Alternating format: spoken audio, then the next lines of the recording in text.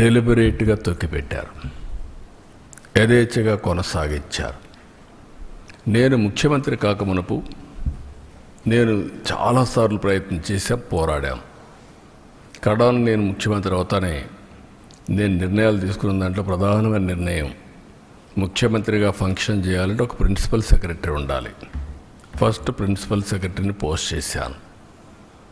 రెండోది, మానవ సేవ చేయకమునుపు మాధవ సేవ కోసరం, దేవుని సేవ కోసరం నేను ఎన్నికల్లో ఏదైతే చెప్పానో ప్రక్షాళన చేస్తానని దానికోసం టీటీడీ ఈఓని శ్యామలరావుని సెలెక్ట్ చేసి సంతకం పెట్టాను.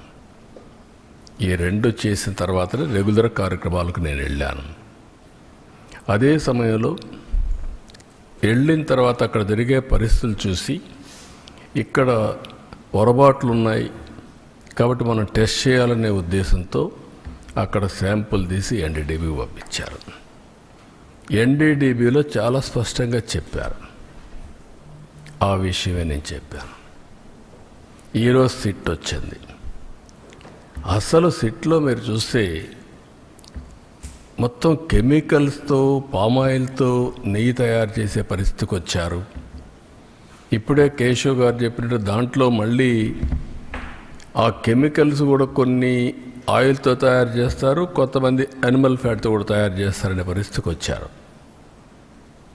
అంటే దేవుడు అంటే లెక్కలెత్తనం, డెలిబరేట్గా అపవిత్రం చేయడానికి. మీకు విశ్వాసం లేకపోవచ్చు, విశ్వాసం లేకపోతే ఆ జోలికి రావద్దండి.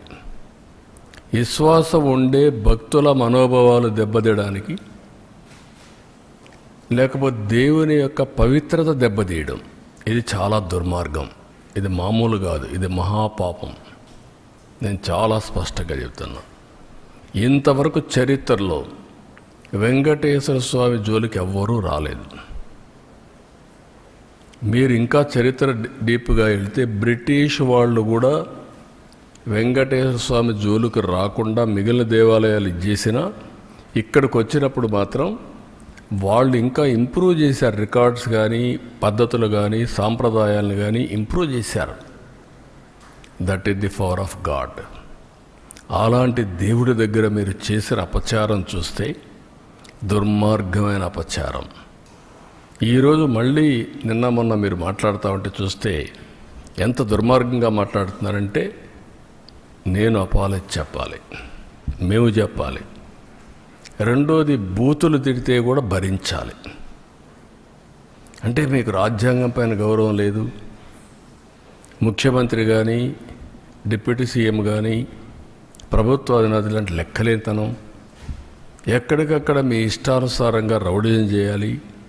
రౌడీజం చేసి మీరు అనుకునిందే వాస్తవాన్ని ప్రజలు మెప్పించాలి అంటే అంత నిస్సహాయంలో మేమందరం.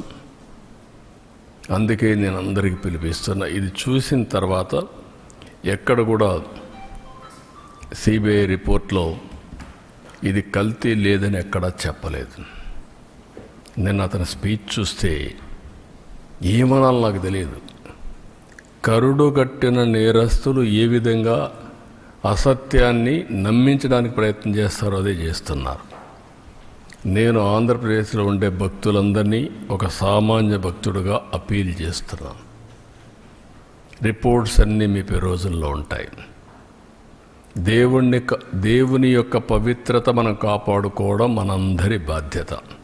ఫండమెంటల్గా ప్రతి ఒక్కరు, విశ్వాసం ఉండే ప్రతి ఒక్కరూ దేవుణ్ణి దర్శనం చేసుకోవడమే కాదు, దేవునికి అపచారం జరిగినప్పుడు, అపవిత్రం జరిగినప్పుడు ఎవరైనా సరే ముక్త కంఠంతో ఖండించాల్సిన బాధ్యత మనపైన ఉంది. తిరిగి ఇలాంటి చేయాలంటే ఎవరైనా భయపడే పరిస్థితి రావాలి. ఈరోజు అందుకనే మేము ముగ్గురం కూర్చున్నాం. ఇది ఇంతటితో వదిలిపెట్టే సమస్య లేదు. ఏదైతే అపవిత్రత జరిగిందో భగవంతుడే మాకు ఈ సంకల్పాన్ని ఇచ్చాడు. భగవంతుడు కూడా ఒక్కొక్కసారి ఆయనకు నచ్చిన విధానం ద్వారా, వ్యక్తుల ద్వారా ప్రజల్ని సమాయత్తం చేస్తారు. అందుకే మాకు బాధ్యత అప్పచెప్పారు. ఇది దేవుని కార్యక్రమం కింద తీసుకుంటున్నాం, పవిత్రమైన కార్యక్రమం తీసుకుంటున్నాం. ఆ రోజు నాకు ప్రాణభిక్ష పెట్టా అంటే ఆయనే పెట్టాడు. నిన్న ఇన్ని కోట్ల మంది భక్తులు